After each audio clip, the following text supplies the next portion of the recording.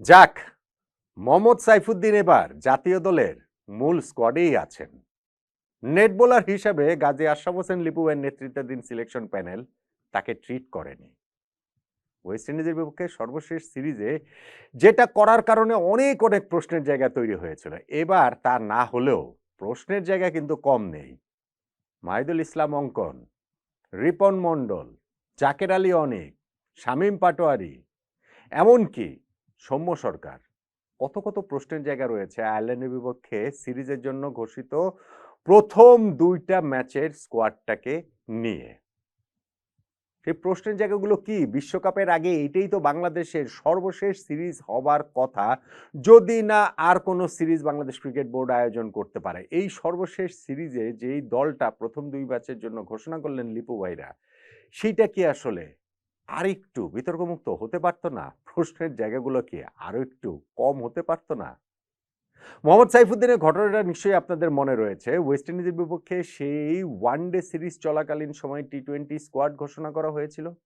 One day সিরিজের স্কোয়াডে নেই, কিন্তু টি-20 সিরিজের দলে রয়েছেন এইরকম আরও 4 জন ক্রিকেটারের সঙ্গে চট্টগ্রামে ম্যাচের সিরিজের ভেন্যুতে সাইফুদ্দিনও গিয়েছিলেন। ওই সতীর্থদের সঙ্গে তিনি জাতীয় দলেরই হয়ে চেক ইন করেছেন হোটেলে সকালবেলা, আর সন্ধ্যার সময় ঘোষিত দলে দেখা গেল সাইফুদ্দিন নেই। এটা নিয়ে অনেক তর্ক বিতর্ক, আলোচনা, প্রশ্ন ওঠার প্রেক্ষিতে একটা জোড়াতালির ব্যাখ্যা দেওয়া হয়েছিল যে সাইফুদ্দিনকে সিরিজের পরের অংশে জাতীয় দলের প্রয়োজন হবে। ন্যাশনাল লিগ খেলে ওই 4 দিনের ম্যাচ থেকে আবার টি-20 ফরম্যাটে এই যে তার ফিরিয়ে আনার জন্য যে চেঞ্জগুলো হবে সেটার সঙ্গে কতটা অ্যাডাপ্ট করতে পারবেন, সেই কারণে সাইফুদ্দিনকে আসলে ন্যাশনাল টিমের সঙ্গে রাখা হয়েছে, যদিও আনুষ্ঠানিকভাবে আসলে ওই দলটাতে তিনি ছিলেন না। সিরিজের পরের অংশে তাকে নাকি প্রয়োজন হবে, প্রয়োজন আর হয়নি, এবং সেইখানটাতে তাকে মোটামুটি নেট বোলার হিসেবে ট্রিট করা হয়েছে। এইবার সাইফুদ্দিন দলটাতে রয়েছেন, মূল স্কোয়াডটাতেই রয়েছেন আয়ারল্যান্ড বিপক্ষে সিরিজের 15 সদস্যের দলে। কিন্তু আমি যেটা বললাম যে দলে আরো অনেকের থাকা এবং না থাকা নিয়ে অনেকগুলো প্রশ্নের জায়গা রয়েছে, সেই প্রশ্নের জায়গাগুলো আসলে কি কি? স্কোয়াডটার দিকে যদি আমরা তাকাই তাহলে এক অর্থে আমাদের স্কোয়াড কম্পোজিশনটা বোঝা যাচ্ছে সেইখানটাতে গতবারের মতোই খুব একটা চেঞ্জ এই জায়গাটাতে নেই। দুইটা নাম শুধুমাত্র পরিবর্তন হয়েছে। তাসকিন আহমেদ, যিনি দুবাই টি-10 লিগ খেলছেন, সে তাকে এনওসিটা এক্সটেন্ড করা হয়েছে, তাকে এই সিরিজের দলটার বাইরেই রাখা হয়েছে। ফলে ওই তাসকিন আহমেদেই তার জায়গায় সাইফুদ্দিন এসেছেন।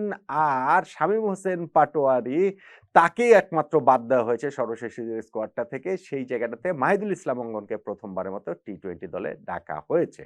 আমাদের এই দলটাতে ব্যাটসম্যান আছেন Tanzid Hasan Tamim, Parvez Hossain Emon, Saif Hasan vice captain, Liton Das captain, Towhid Hridoy, Nurul Hasan সোহান, মাহিদুল ইসলাম অঙ্কন, জাকের আলী অনিক, এই 8 জন প্রপার ব্যাটসম্যান রয়েছেন। 7 জন যে বোলার আছেন তার মধ্যে স্পিনার নাসুম আহমেদ, শেখ মাহেদী হাসান এবং রিশাদ হোসেন, এবং 4 পেস বোলার আমাদের মুস্তাফিজুর রহমান, শরীফুল ইসলাম, সাইফ উদ্দিন এবং এইখানটাতে আমাদের তানজিম হাসান সাকিব।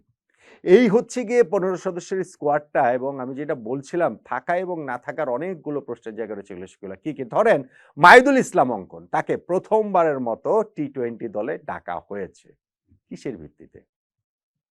আমাদের এই মাহিদুল ইসলাম অঙ্কন যে এ দলে, বাংলাদেশ এ দলের হয়ে রাইজিং স্টার্স এশিয়া কাপ হলো, সেইটার ফাইনালটাতে তিনি 0 রানে আউট হয়েছেন। রিভার্স করতে গিয়ে এলবিডব্লিউ হয়ে গিয়েছিলেন। শুধু সেই ফাইনালের কথা বলছেন কেন, এই পুরো টুর্নামেন্টে যে 4টা ম্যাচে খেলেছেন অঙ্কন, তার মধ্যে 3টা ম্যাচে তিনি সিঙ্গেল ডিজিট আউট হয়েছেন। গত মাসে বাংলাদেশ এই দলের হয়ে ওই যে টপ এন্ড টি-20 অস্ট্রেলিয়াতে যে খেলেছেন এই যে কিছুদিন আগে, সেইখানটাতেও অঙ্কন 3 ম্যাচ মিলিয়ে 19 রান করেছেন। আমাদের যে জাতীয় ক্রিকেট লিগের যে টি-20 ফরম্যাটে খেলাটা হয়েছিল, সেইখানটাতেও 5 ম্যাচ খেলেও তার কোনো 50 ছিল না। কত 116 স্ট্রাইক রেটে মনে হয় 118 রান তিনি করেছিলেন। ফলে টি-20 ফরম্যাটে তার কার্যকারিতা প্রশ্নবিদ্ধ।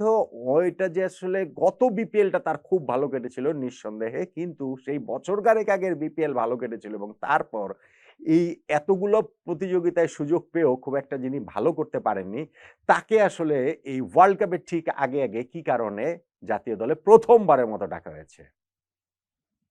যদি অঙ্কনকে ডাকা হয় তাহলে রিপন মন্ডলকে ডাকা হয়নি কেন? মানে অঙ্কনের রিপন মন্ডল তো আর একজন আরেকজনের রিপ্লেসমেন্ট নয়, একই পজিশনের প্লেয়ার নয়। অঙ্কন হচ্ছে middle order batsman, Ripon Mondal হচ্ছে গিয়ে পেস বোলার। আমার প্রশ্নটা হচ্ছে গিয়ে যদি অঙ্কনকে ডাকা হতে পারে ওয়ার্ল্ড কাপের আগের এই সিরিজটাতে, যে এরকম অফ ফর্মে থাকা, তাহলে দুর্দান্ত ফর্মে থাকা রিপন মন্ডলকে ডাকলে অসুবিধাটা কি ছিল? আমাদের এ দলের হয়ে যে এই রাইজিং স্টারস এশিয়া কাপে কি অসাধারণ পারফর্ম তিনি করেছেন সেটা আমরা দেখেছি। পুরো টুর্নামেন্টেই Ripon Mondal in fact highest wicket taker. সেমিফাইনালে তিনি আমাদের জয়ের নায়ক, ফাইনালেও তিনি আমাদেরকে প্রায় জিতিয়ে দিয়েছিলেন। একের পর এক ইয়র্কার তিনি করে গেছেন যেইভাবে, এই লেভেলে এমনটা করতে আমরা আসলে বাংলাদেশি বোলারদের মধ্যে খুব একটা দেখিনি। ফলে এইরকম যখন ফর্মে থাকা একজন ক্রিকেটার আপনার হাতে থাকে তখন তাকে আপনি আসলে বাজিয়ে দেখবেন না কেন? যদি হতে পারে যে না আমরা ওয়ার্ল্ড কাপের আগে কোনো এক্সপেরিমেন্টের ভেতর দিয়ে আর যাবো না, আমরা পুরনো যারা আছে তাদের উপরে আস্থা রাখবো, সেই হিসাব করলে আমার ঠিক আছে। কিন্তু আপনারা তো হচ্ছে গিয়ে লিপু ভাইরা এখানে অঙ্কনকে জাতীয় দলে ডেকেছেন প্রথমবারের মতো টি-20 ফরম্যাটে। তাহলে রিপন মন্ডল এই দলটার সঙ্গে ডাকলে অসুবিধার জায়গাটা কি ছিল? এই একই রকম কন্টেস্ট হয়েছে, ধরেন শামীম পাটোয়ারিকে দল থেকে বাদ দেওয়া হয়েছে, লজিক্যাল অবশ্যই। সর্বশেষ যে 7টা টি-20 ইনিংস তার মধ্যে 5 বারই সিঙ্গেল ডিজিটে আউট হয়েছেন, 3 বার 0 রানে আউট হয়েছেন, 2 বার 1 রানে আউট হয়েছেন, তাকে বাদ দেওয়াটা খুবই যৌক্তিক। জাকের আলী অনেক তাহলে আছেন কেন? জাকের আলী অনেকেরও তো সর্বশেষ 8টা টি-20 ইনিংসের মধ্যে 5টাতে সিঙ্গেল ডিজিটে আউট হয়েছেন, তিনিও তো ভীষণ রকমের অফ ফর্মে রয়েছেন। তাহলে যেই অযোগ্যতায় শামীম পাটোয়ারিতে বাদ যান, কোন যোগ্যতায় জাকের আলী অনেক জাতীয় দলে টিকে যান? ক্রাইটেরিয়াটা কি? এখানটার ক্রাইটেরিয়াটা তো বুঝতে হবে। এই যে লিপু ভাইকে প্রেস কনফারেন্স করে তো আর তিনি এখন দল-টল দেন না। তো আমি দেখছিলাম কোন এক গণমাধ্যমে লিপু ভাই বলছিলেন যে 4-5 এ সোহান, জাকের কেউ কমফোর্টেবল না, আমাদের এইখানটাতে প্লেয়ার দরকার। সেইজন্য অঙ্কনকে নেয়া হয়েছে এই পজিশন বিবেচনায়। 4-5 এ যে তারা কমফোর্টেবল না সেইটা এত সিরিজ খেলানোর পরে এইটা এতক্ষণে তারা আসলে বুঝতে পারলেন? তার আগে এইটা বুঝতে পারেন নাই? সো পুরো বিষয়টা, পুরো প্রসেসটাই কি আসলে হাস্যকর হয়ে যায় না? জাকের আলী অনেক, শামীম পাটোয়ারি 2 জনের মোটামুটি সিমিলার পারফরম্যান্স থাকার পরে যখন শামীম বাদ পড়ে যান যৌক্তিকভাবে, জাকের টিকে যান অযৌক্তিকভাবে, তখন আবার ওই জাতীয় দল, সিন্ডিকেট, মোহাম্মদ সালাউদ্দিনের পছন্দের cricketer, by the way Salauddin ভাই কিন্তু আবার থেকে যাচ্ছেন। ওই যে আমরা ওই সালাউদ্দিন ভাই চলে যাচ্ছেন, মান অভিমান করে পদত্যাগপত্র দিয়ে দিয়েছিলেন। আমি কিন্তু ওই ভিডিও করার পরপরই একটা ভিডিও করেছিলাম যে পুরোটা নাটক কিনা। মোটামুটি সেটা নাটক হিসেবেই দেখা যাচ্ছে। আয়ারল্যান্ডের বিপক্ষে সিরিজ জেতার কারণে অনেক কিছুই আমরা অনেক ক্রেডিট নেওয়ার অনেকেই চলে আসছে এবং সেই অনেক ক্রেডিটের মধ্যে সালাউদ্দিন ভাইয়েরও থেকে যাওয়ার একটা মঞ্চ প্রস্তুত হওয়ার আশঙ্কা করেছিলাম। তিনি এখন মনে হচ্ছে সেটা সত্যি যাচ্ছে। যাই হোক, সেটা তো অন্য আলোচনা।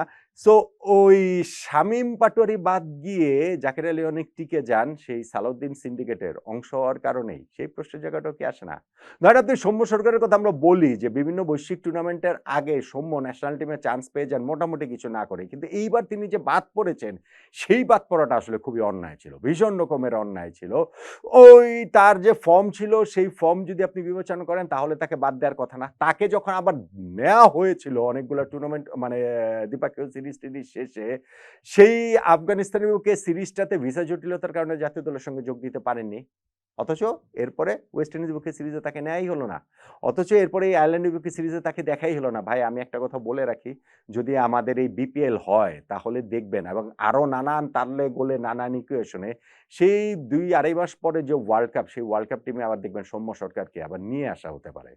এবং তখন এই অভিজ্ঞ ব্যাটসম্যানকে, অভিজ্ঞ ক্রিকেটারকে কি কারণে আসলে আমরা এই আগের সিরিজটাতেও খেলাইনি, এই প্রশ্নের জায়গাগুলো তৈরি হতে বাধ্য। ফলে যে স্কোয়াডটা দেয়া হয়েছে আপনি মোটা দাগে চাইলে বলতে পারেন যে আমাদের একটা কন্টিনিউশন, কিন্তু আমাদের দল কি আসলে খুব যে একটা দুর্দান্ত, লাস্ট আমরা ওয়েস্ট ইন্ডিজের কাছে সিরিজে 4টা মানে যেই 4টা সিরিজ টানা জয়ের পর ওই সিরিজের সবগুলো ম্যাচ আমরা হেরে গিয়েছিলাম।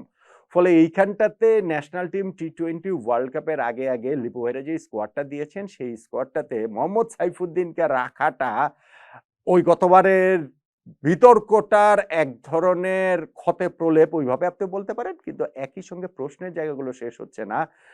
যেই প্রশ্নের জায়গাগুলোতে মাহিদুল ইসলাম অঙ্কনকে এক্স্যাক্টলি কোন পারফরমেন্সের বিবেচনায় নেওয়া হলো সেটা ক্লিয়ার না। আবার তার মতো একজন নতুনকে নেওয়া হলে অত দুর্দান্ত পারফর্ম করা সত্ত্বেও রিপন মন্ডলকে কেন নেওয়া হলো না সেটা একটা ব্যাপার। কেন যৌক্তিকভাবে শামীম পাটোয়ারিকে বাদ দিলে অযৌক্তিকভাবে জাকের আলী অনেক জাতীয় দলে টিকে যান, সেইটাও একটা বড় প্রশ্নের জায়গা।